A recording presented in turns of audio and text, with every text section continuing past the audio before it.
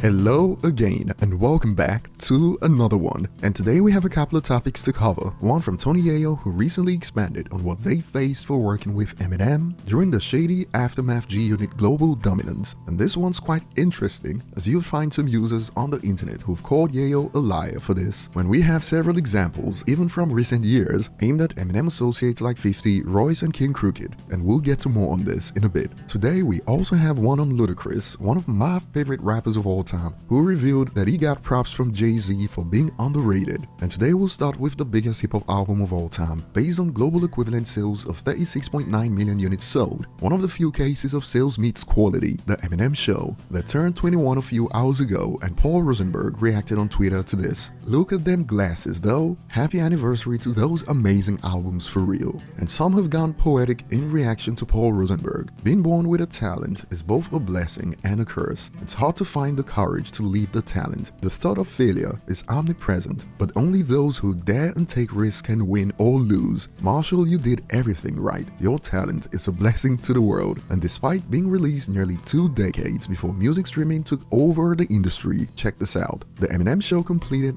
5.5 billion streams on Spotify now. It remains as the most streamed 2000s album in Spotify. And according to sales projections right now, the Eminem Show is projected to hit 40 million units globally in less than 2 years. That will be another record for the hip-hop genre. Moving on to the next point today, Ludacris recently spoke about not getting the credit he deserves because he played too much and wasn't the usual serious type rapper. You know, there's a downside to it, because even Jay-Z was one of the ones that said, you know, he don't think I get the lyrical credit that I deserve because of the visuals. So, you know, the answer to that is, like, people ask me, you know, why don't you think get the credit? It's, I play too goddamn much. That's what I do.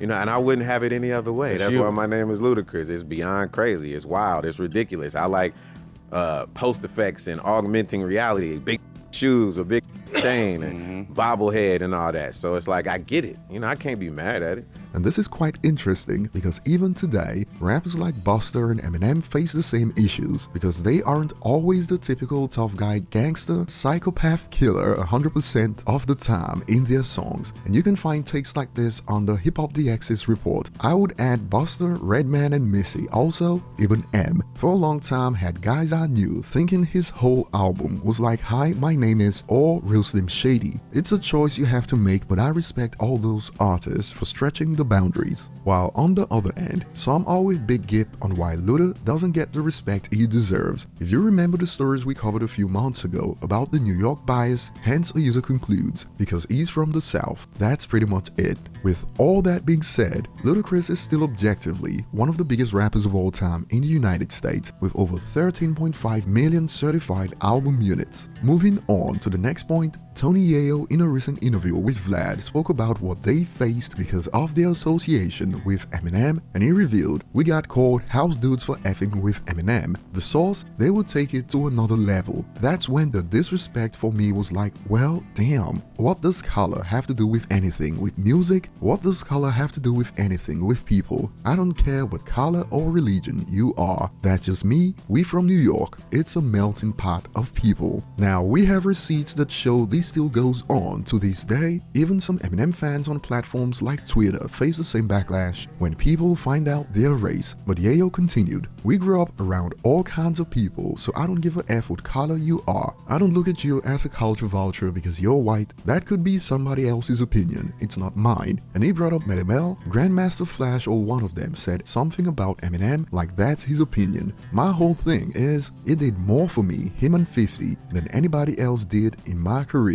And he added, "Till the day it's all said and done, I'ma shout out Eminem. Everybody always blows shots at Eminem. He wouldn't be on the list, he wouldn't be that," referring to Melimel's statement that Eminem was only in the top 10 because he's white. And Yayo concluded, "Eminem wouldn't be on no list if he wasn't a freaking lyrical tyrant. If he wasn't freaking nice with it, they wouldn't even be mad at him." And it's funny because some are now claiming Yayo is lying with takes like I call bull crap. By the time the source started that ish with Eminem, it was universally accepted.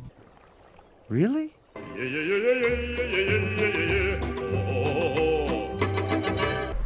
when till this day his associates get called house dudes. Benzino used the lingo on 50 Cent back in 2022. When 50 Cent was sharing clips of Zeno getting exposed back then, he did the same with Royce when he literally called him slave boy, and one time a simple reaction on Twitter to a picture from King Crooked sparked an entire essay about how Crook and Royce are house dudes. People who think like this literally get triggered whenever they see Eminem in a top 10 list, and it's never about his skills. So not only is Yayo spot on with his take that they got criticized for associating with Eminem, but it still happens till this day. To this day. To this day. Okay, we get it. Share your thoughts below. Thanks for watching. Like and subscribe for more, and see you on the next one.